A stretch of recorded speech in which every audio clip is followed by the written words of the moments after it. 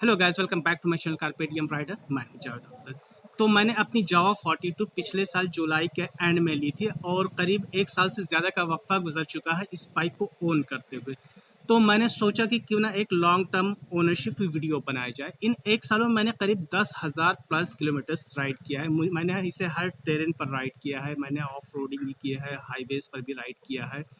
तो इन एक सालों में मुझे इसको राइड करने का क्या एक्सपीरियंस रहा, क्या प्रॉब्लम्स आई, क्या प्रोस है, क्या कॉन्स है, वो सारी चीज़ें हम डिस्कस करने वाले हैं। और साथ में इसके माइलेज की भी डिस्कस करेंगे। इस बाइक का क्या माइलेज है, हाईवेज पर कितना है, सिटी में कहीं कितना माइलेज मिला है। तो ये सारी चीज़ें इस वीडियो में हम डिस्कस करने वाले हैं। आप इस वीडियो के एंड तक बने रहिए। तो चलिए बात करते हैं इसके प्रोस की। अगर हम पहले प्रोस की बात करें तो इसकी सीट हाइट 765 mm की सीट हाइट है। तो अगर आपकी हाइट एवरेज भी है, लाइक 5 फीट 6 इंच है, 7 इंच है, तो भी आपको ये काफ़ी कंफर्टेबल राइड देने वाला है, क्योंकि आपके पैर जो होते हैं प्रॉपरली ज़मीन पे टच होते हैं। तो सपोज़ कीजिए आप सिटी में राइड करें तो बार बार आपको रुकना पड़ता है, और अगर आपका पैर छोटा है, ज़मीन पे नहीं टच करता है, तो वहाँ पर आपको प्रॉब्लम आ सकती है। लेकिन इसकी सीट हाइट 765 mm दी गई, इस वजह से क्या है कि आपको कहीं भी प्रॉब्लम नहीं आने वाली है। आपके पैर ज़मीन पर प्रॉपरली पहुंच जाते हैं, जिससे कि आपकी गाड़ी बैलेंस्ड होती है। आपको कहीं भी गए, अगर टिल्ड पे बाइक हो जाती है तो भी पैर के सपोर्ट से बाइक सीधी हो जाती है, तो वहाँ पर कहीं भी दिक्कत नहीं आती है। वेल फ्रेंड्स, अगर हम इसके सेकंड प्रॉस की बात करें तो सेकंड प्रॉस है इसका टॉर्क। इसका लोअर और मिड रेंज का टॉर्क है काफ़ी सुपर्ब। आप ज़रा सा थ्रॉटल दीजिए और आपकी बाइक जूम से आगे बढ़ जाती है।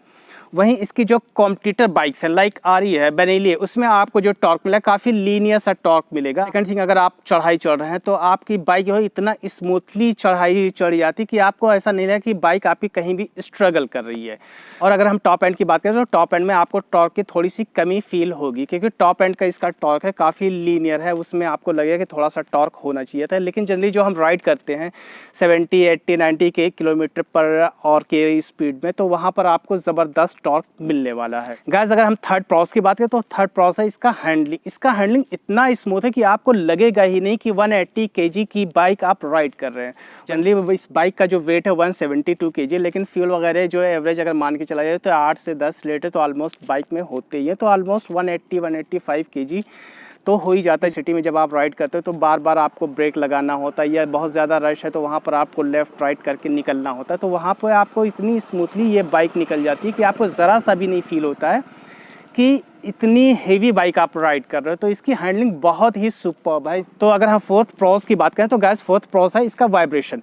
आपको लगेगा ही नहीं आप 300 सीसी की बाइक राइड कर रहे हैं। आप 80, 90, 100 तक राइड कीजिए तो इसमें आपको ऑलमोस्ट ज़ीरो वाइब्रेशन मिलेगा। वहीं 100 के ऊपर आपको जाएंगे तो आपको हैंडल बार में थोड़ा सा वाइब्रेशन मिलेगा। तो इस मामले में काफ़ी सुपर्ब है। वहीं इसके कॉम्पिटिटर जो बाइक्स है उसमें इतना ज़्यादा वाइब्रेशन होता है कि इंसान इसके वाइब्रेशन से ही एग्जॉस्ट हो जाता है। तो गाइस, अगर हम फिफ्थ प्रॉस की बात करें तो फिफ्थ प्रॉस है ब्रेकिंग। मेरी बाइक डुअल चैनल ABS है, फ्रंट और रियर में डिस्क है और साथ में ABS दिया गया है। तो इसकी ब्रेकिंग इतनी सुपर्ब है। एक बार मैं हाईवे पे राइड कर रहा था, करीब 70 किलोमीटर पर आवर की मेरी स्पीड थी, और 10-15 मीटर की दूरी पर दो बछड़े जो रोड के किनारे लड़ रहे थे वो अचानक ही बीच रोड में आ गए और मैंने ब्रेक अप्लाई किया। मेरी बाइक सीधे जाके वहाँ रुक गई। मेरा कोई भी एक्सीडेंट नहीं, ना ही मेरी बाइक ज़रा सा स्किड हुई, लहराई। जबकि अदर बाइक्स होती वहीं लहरा जाती हैं या और वहाँ पर एक्सीडेंट होने के चांसेस हो जाते हैं। तो इस बाइक का ब्रेकिंग बहुत ही सुपर्ब है। तो गाइस, आप लोग अब जानना चाह रहे हैं कि इस बाइक्स में क्या क्या प्रॉब्लम्स है, क्या क्या कॉन्स है जो मैंने फील किया, वो हम इसके कॉन्स की अब बात कर लेते हैं। तो अगर हम पहले कॉन की बात करें तो इसका मिरर है। इसका जो मिरर दिया गया ये साइज़ में छोटा है, और जब हम राइड कर रहे थे तो मेरा जो एल्बो पोर्शन होता है 1/4 पोर्शन में तो मेरा एल्बो पोर्शन ही दिखाई देता है। बाकी जो 3/4 पोर्शन होता है उसमें आपको पीछे का व्यू दिखता है। तो साइज़ छोटा होने की वजह से जो हमें विजिबिलिटी होती है काफ़ी पुअर होती है। तो इसका साइज़ थोड़ा सा बड़ा होना चाहिए था।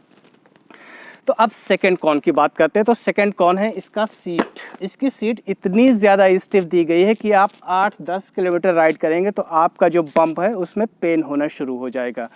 तो अगर आप इस बाइक को लेते तो आपको इसमें कुशनिंग करवानी पड़ेगी, क्योंकि इसका जो सीट है बहुत ज़्यादा स्टिफ है। जावा ने इसके सीट में थोड़ा सा इम्प्रूवमेंट किया है। जावा की जो वर्जन 2.1 बाइक आई है उसमें इसकी कुशनिंग थोड़ी सी बढ़ाई गई है। तो अगर आप इस बाइक को ओन करते तो आपको इसमें कुशनिंग करानी पड़ेगी, अदरवाइज़ आपके पंप में पेन होने वाला है। तो थर्ड अगर कॉन्स की बात करें तो थर्ड कॉन है इसका ग्राउंड क्लियरेंस। वैसे तो इसकी 145 mm की ग्राउंड क्लियरेंस है जो काफ़ी सफिशियंट होती है, लेकिन इसका ग्राउंड क्लियरेंस कम इसलिए हो जाता है क्योंकि इसका जो सेंटर स्टैंड होता है, ये जो सेंटर स्टैंड है, तो इसमें नीचे का जो ग्राउंड क्लियरेंस होता है, कुछ पोर्शन जो होता है सेंटर स्टैंड होता है ऑक्यूपाई कर लेता है, इसकी वजह से इसका ग्राउंड क्लियरेंस कम हो जाता है। तो आप अगर सोलो राइड कर रहे हैं तो आपको तो दिक्कत नहीं आती है, लेकिन जब आप पिलियन के साथ राइड कर रहे होते हैं तो सपोज़ कीजिए कोई गड्ढे से आप गुजर रहे हैं या कि रोड ब्रेकर आ गया, तो वहाँ पर आप साइलेंसर या इंजन का कोई पोर्शन ज़मीन में नहीं टकराता है, आपका सेंटर स्टैंड जो होता है वो ज़मीन में टकरा जाता है, तो वहाँ पर बम की आवाज़ आती है। तो इसका यहाँ पर आपको सेंटर स्टैंड या अगर आप हटा देंगे तो ग्राउंड क्लियरेंस की दिक्कत नहीं आने वाली है, तो इसको रिजॉल्व किया जा सकता है। तो अगर हम फोर्थ कॉन की बात करें तो इसका फ्यूल मीटर, इसका जो फ्यूल मीटर है, जब सपोज़ कीजिए आपके बाइक में फ्यूल ख़त्म हो गया, अब जब आप फ्यूल फुल कराते हैं तो इसका फ्यूल मीटर ऑलमोस्ट हाफ पे आके रुक जाता है, लेकिन जब 4-5 घंटे हो जाएंगे उसके बाद में जो इसका फ्यूल मीटर का इंडिकेटर है वो राइट पोजीशन में आता है, क्योंकि ये एनालॉग सिग्नल है, तो आपको 5-6 घंटे बाद प्रॉपर रीडिंग मिलने वाली है। तो अगर हम फिफ्थ कॉन की बात करें तो इसका ये क्लच, इसका क्लच जो है बहुत ही स्टिफ है। आप जब सिटी में राइड करें तो सिटी में क्या होता है, आपको बार बार रुकना पड़ जाता है क्योंकि रश इतना ज़्यादा होता है, आप सीधे तो जा नहीं सकते, तो बार बार वहाँ पर आपको क्लच शिफ्ट करना पड़ता है, तो इसकी वजह से आपकी जो उंगलियाँ होती है, फिंगर्स होती हैं, यहाँ पर पेन होना शुरू हो जाता है। तो इसका क्लच भी थोड़ा सा स्टिफर साइड पर है, इसमें भी थोड़ा सा इम्प्रूवमेंट की गुंजाइश है। वेल गाइस, तो अगर हम सिक्स कॉन की बात करें तो सिक्स कॉन ऐसा कोई कॉन नहीं है, लेकिन ये मुझे लगा तो मैं बता रहा हूँ। एक्चुअली जावा 42 में 6 स्पीड गियर बॉक्स दिया गया है, और 6 स्पीड गियर बॉक्स की वजह से जब मैं सिटी में राइड कर रहा होता तो आपको पता ही कि सिटी में बहुत ही ज़्यादा ट्रैफिक होती है, और उन ट्रैफिक की वजह से हमें फ्रिक्वेंटली गियर की शिफ्टिंग करनी पड़ती है, तो इस वजह से बहुत ज़्यादा इरिटेशन होता है। तो गाइस, हमने आपको 42 का प्रोस और कॉन्स बताया। अब हम आपको बताते हैं हमें जो 1 साल में ओन करने में हमें प्रॉब्लम्स आई, जो प्रॉब्लम्स हमने फील करा है वो हम आपको शेयर करते हैं। गाइस, जब मैंने ये बाइक ली तो करीब 2 महीने बाद इसकी बैटरी जो है वो डिस्चार्ज हो गई थी, तो मैंने जावा शोरूम में कॉल किया, तो उन्होंने अपने एक एग्जीक्यूटिव को भेजा, दूसरी बैटरी लाई, उन्होंने इसमें लगा दिया और इसकी बैटरी जो है रिप्लेसमेंट के लिए एक साइड में भेज दिया। तो हफ्ते भर बाद मुझे दूसरी बैटरी मिल गई थी। फिर मैंने करीब 1-1.5 महीने चलाया, उसके बाद दूसरी बैटरी भी ख़राब हो गई, तो फिर मैंने जावा में कॉल किया तो उन्होंने तीसरी बैटरी रिप्लेसमेंट कराई, और वो जो तीसरी बैटरी है वो अभी तक चल रही है, अभी तक फ़िलहाल कोई दिक्कत नहीं है।